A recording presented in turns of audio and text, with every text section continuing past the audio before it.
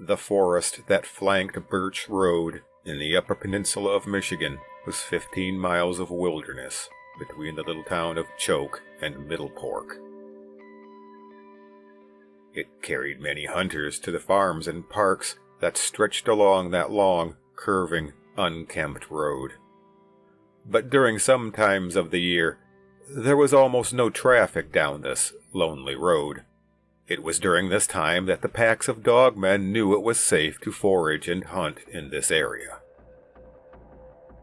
They were wily, wiry-looking creatures, covered with brown or black fur and possessing features of man and beast.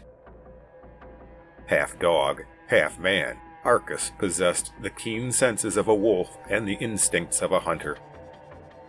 One serene morning, as the forest awoke with the chorus of birdsong, Arcus set out on a hunt. He bounded over the hills and grottos and meadows of the deep forest. Finally, his amber eyes focused on a graceful deer that bounded through the underbrush, a large female.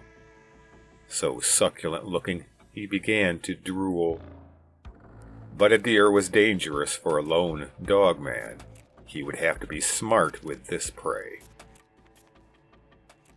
Determined and stealthy, he trailed the deer, weaving through the trees with silent determination. The deer led Arcus on a merry chase, moving away when he came too close, and pausing to eat long enough for the starving dogman to spot it once again. As the sun climbed the sky, the chase led them closer to the edge of the forest, to Birch Road. Just as the dogman was about to close the gap with his prey, his nose picked up a strange scent. It was unlike anything he had smelled before. It was not an unpleasant smell. In fact, it triggered him to drool once again, and a sharp pain tweaked his shriveled belly. Intrigued, he let the deer go for now, certain he could find her later and take her when she didn't feel so active.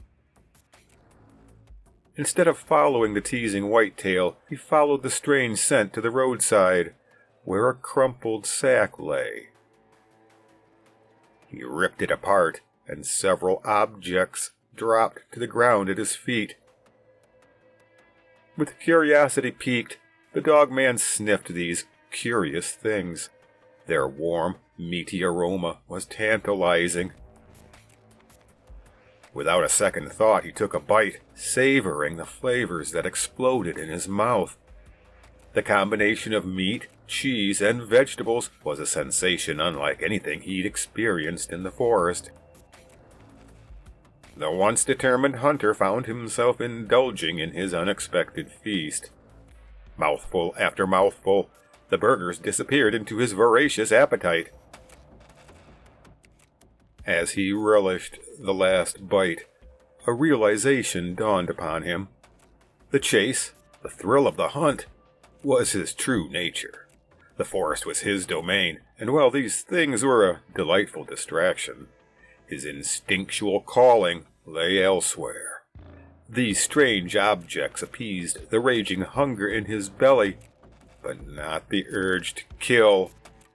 But at least, for now, the dogman of Birch Road was sated. With renewed determination, he left the roadside and bounded back into the forest. The deer might have eluded him this time, but the thrill of the chase and the hunt awaited, promising endless adventures amidst the ancient trees and winding trails of his woodland home. And if possible, he would hunt for the origin of the delicious balls of meat and unidentifiable materials that he had so enjoyed tonight, and he'd consume them too.